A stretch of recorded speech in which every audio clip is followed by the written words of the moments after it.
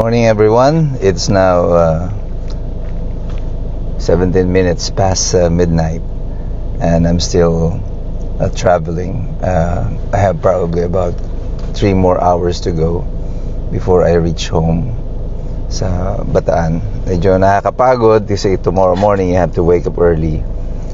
I have a scheduled hearing. But it was well worth it nakapunta tayo doon sa EDSA People Power Monument to join our brothers and sisters in expressing our sentiment against the government. Sulit naman po yung pagod. Kung mapagod man tayo, at least saglit na lang ito. I hope na at matatapos na ito.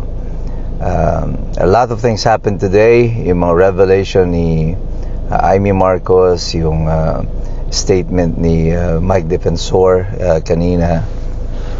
Nakita ko siya doon sa People Power Monument. I was with them, and I would like to thank si Panyero Jimmy Bondoc for inviting me over doon sa EDSA People Power Monument.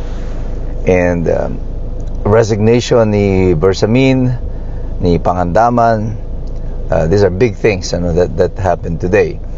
And tomorrow sigurado ko hirap na naman ito si Claire Castro ng pagpapaliwanag at kasisira dito sa mga tao na kagaya ni Amy Marcos. Kanina didinig ko bumabanat na siya kay Amy Marcos. But takes a lot of courage on the part of Amy Marcos. I have to give it to her.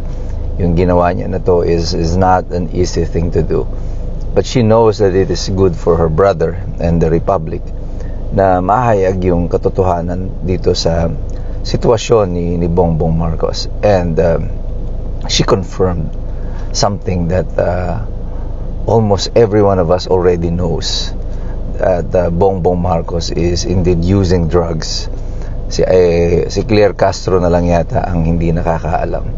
I mean, people who can observe the demeanor of the president, his yung pagngiwi-ngiwi niya, yung pagngatangata niya, I mean, the way he speak, the way he thinks. And that is a threat to national security, to have a president na involved with drugs and addicted, according to her sister. And if you go down to history, John F. Kennedy Jr., yes, JFK himself, has been rumored to be using drugs heavily. As a matter of fact, nung he was negotiating with Nikita Khrushchev of Russia, parang nilamon siya doon sa meeting with Khrushchev of Russia. It was because he was high on drugs, and there were rumors at that time that this is one of the reasons why he was assassinated, because he was deemed a national security threat because of what he has been doing. He almost brought the US and Russia into a nuclear war ng panahon na yon. And this is the same thing that is happening to us in the Philippines. A president na involved sa droga is a national security threat. Kasi you don't expect someone who is always high on drugs to be coming up with decisions na mabuti para sa ating bayan. And this is really damaging for the president, para yung kanyang kapatid na mas matanda sa kanya will call him out this way. And it takes a lot of courage on the part of Amy Marcos and a lot of love na i-call out mo yung kapatid mo kasi alam mong napapahamak na siya. Ang pinakamasama nun sa kanyang kapahamakan, dinadamay niya yung buong bayan. And it must have been a really painful decision on her part, but it's something that she has to do. Mas malungkot na balita dyan ay yung nanggaling kay Mike Defensor as to what happened to Orly Guteza. Pinapirma na daw di umano siya ng another affidavit retracting his previous statement. And yung tinuturo na ngayon si Mike Defensor, si Marcoleta, nag-alok daw ng pera para babayaran siya. But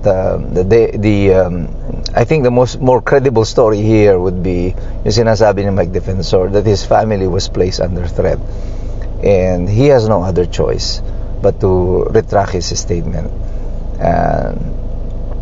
Ang nakakalungkot nito, no? Yung kwento ko sa inyo noon ng sa Kuratong Baleleng as to how the testimonies of the witnesses eventually were retracted, were changed, and eventually yung mga witnesses nagkawala.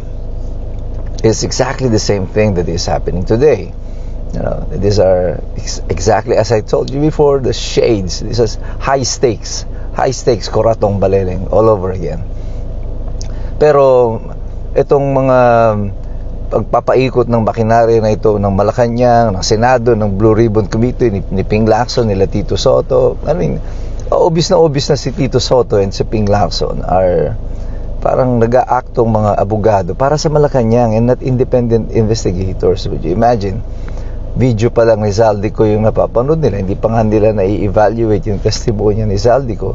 Naglalabas na si Tito Soto ng statement na hindi daw credible. Ganun din si Ping Lacson. So they were supposed to be independent investigators. They should be investigating facts. Tapos hindi pa nagte-testify sa'yo, dinidiscredit mo yung testimony simply because against kay Bongbong Marcos yung testimonya. So, you know already that these two are up to nothing good. Talagang eksakto as we predicted, ganito talaga ang gagawin nila. And this is something that we already said is gonna happen, and it is happening today.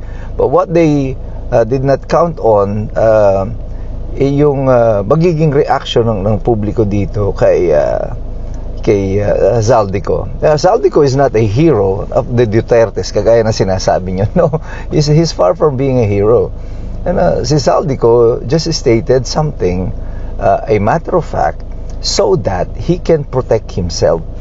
At alam ng lahat ng mga tao yan, lahat ng mga matatalinong mga iskumbro na sumusubaybay sa atin at sa nangyayari sa ating bayan, alam nila kung ano yung nangyayari. We are not stupid, we are not fools.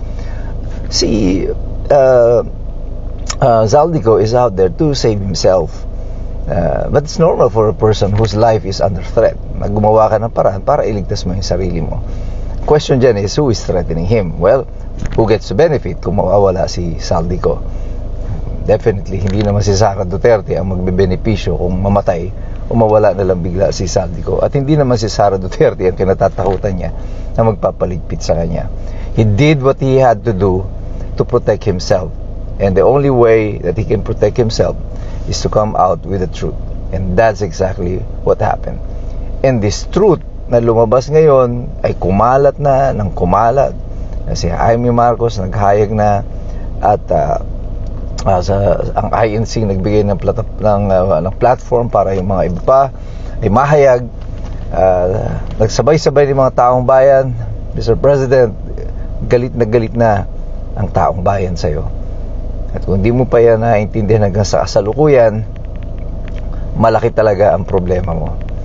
But you really have to do the right thing. Like I've been telling you for a month, more than a month already, your clock is ticking, Mr. President. You have to make the decision now or you're gonna bring our country to even further trouble. Huwag mong bitbitin ang ating bansa sa mas karimari-marim na kinabukasan. We deserve better.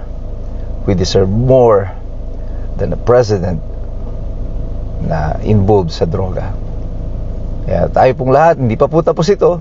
Tuloy tayong magmasid, makilahok, nag-aral. Mahirap makialam ang taong walang alam. God bless you, God bless us all. Mabuhay ang Republika ng Pilipinas.